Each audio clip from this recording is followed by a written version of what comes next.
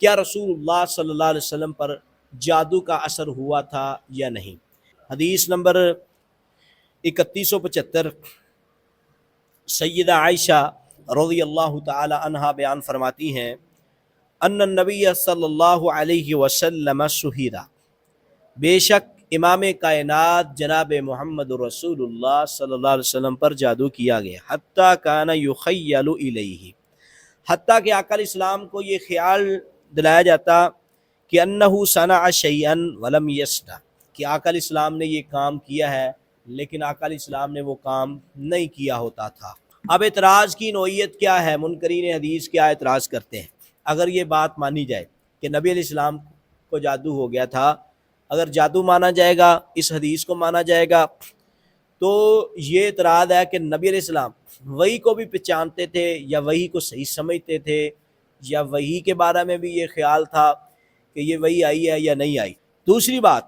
وہ کہتے ہیں وحی کو پہچانتے وقت آقا علیہ السلام کی کیفیت کیا تھی، آپ نے وحی نہ لکھوائی اور خیال کرتے ہوں کہ لکھوا چکا ہو، یہ بھی اعتراض بنتا ہے۔ شاید اسی طرح قرآن کا کچھ حصہ لکھوانے سے رہ گیا ہو، کہتے شیعہ کا خیال ہے، اور حدیث کی دوسری کتابوں میں بھی ایسی بعض روایات تحریر ہے۔ اوے اللہ کے بندو، بے شرم لوگوں، آپ کو شرم نہیں آتی کہ نبی علیہ الصلوۃ والسلام کی ذات پر ایک صحیح حدیث کو سامنے رکھ کے اعتراض کر رہے ہو؟ اور یہ گستاخ ہے اصل میں۔ کوئی دنیا کا منکرین حدیث ہے، مجھے اس بات پہ غصہ آتا ہے، حدیث پر اعتراض نہیں ہے بلکہ امام کائنات نعوذ باللہ جناب محمد رسول اللہ صلی اللہ علیہ وسلم کی ذات پہ تان کرتے ہیں حدیث کو آڑ بنا کر کہ اگر اس حدیث کو صحیح مانا جائے تو نعوذ باللہ یہ ہے، حالانکہ حدیث کو سمجھتے نہیں ہیں اور پھر حدیث پر اعتراض کرتے ہیں۔ یہ بات ان کی بالکل غلط ہے۔ حالانکہ پہلی بات تو یہ ہے، یہ روایت صحیح بخاری میں 7 مقام پہ آتی ہے، اس کا مطلب یہ ہے 7 مقام پہ ان کا اعتراض ہے۔ اس کے علاوہ بھی دیگر محدثین نے صحیح مسلم میں آتی ہے، اس کا مطلب بخاری پر اعتراض نہیں ہے، مسلم پہ بھی ہو گیا،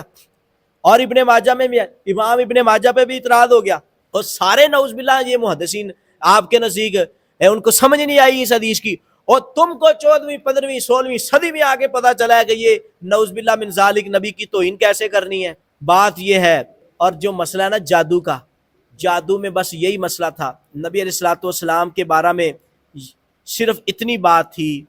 کہ آقا علیہ الصلوۃ والسلام روایت مذکورہ میں جادو کی مدت کے دوران دینی امور اور وحی الہی کے سلسلے میں جادو کا کوئی اثر نہیں تھا، کوئی اثر نہیں تھا، نبی علیہ الصلوۃ والسلام پہ کوئی اثر نہیں تھا، کہ وحی کا بل پہچاننے میں جادو کا کوئی اثر نہیں تھا۔ ویسے بھی وحی سننے کی وجہ سے شیطانوں کو کوڑے پڑتے ہیں، یہ جادو کا اثر وحی کے اندر کیسے اثر انداز ہو سکتا ہے؟ یہ تو قرآن سے بھی ثابت ہے۔ وحی اللہ سے لے کر جبریل تک اور جبریل سے محمد رسول اللہ صلی اللہ علیہ وسلم تک ایک لفظ کی بھی آمیزش نہیں ہو سکتی اور نہ ہوئی ہے، یہی میرا عقیدہ ہے۔ آپ کہتے ہیں کہ جادو کی وجہ سے یہ ہو گیا، جادو کا اثر وحی پر نہیں ہے بلکہ جادو کا اثر صرف دنیا کے معاملات پر ہوا۔ مثلا آپ اپنی زوجہ محترمہ کے پاس تشریف لے گئے یا نہیں، لہذا دین اسلام قرآن و حدیث کی صورت میں منوان بالکل محفوظ ہے۔ اور ویسے تو جادو، اب اگلا یہ جی جادو کی اگر نسبت رسول اللہ کی طرف ہوگی تو یہ تو توہین ہے، یہ حدیث کی وجہ سے نبی صلی اللہ علیہ وسلم پر جادو کی نسبت نہیں کرنی چاہیے۔ ہم کہتے ہیں آپ قرآن کو بھی، جو اصل میں حدیث کو نہیں مانتا وہ قرآن میں بھی تو ہے، یخیل الیہ من سحرہم انہا تسعی،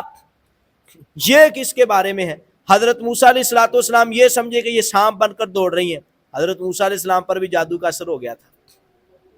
قرآن سے ثابت ہے کہ انبیاء پہ جادو کا اثر ہو جاتا ہے دنیاوی معاملات میں، وحی الہی کے معاملات میں، یا ایسے معاملے پہ اثر نہیں ہوتا جن کی وجہ سے دین کے اوپر کوئی یا نبی کی ذات کے اوپر کوئی طعن و تشنیع ہو جائے۔ اور مجھے یہ بتاؤ، اگر یہ معاملہ نہ ہوتا تو کتنے لوگوں پہ جادو کیا جاتا ہے، اس کا حل کون پیش کرتا؟ یہ معاملہ امام بارگاہ رسالت میں ہوا پیش تو اس کا حل بھی آیا، سورت ناس اتری، سورت فلک اتری، جادو کا توڑ اترا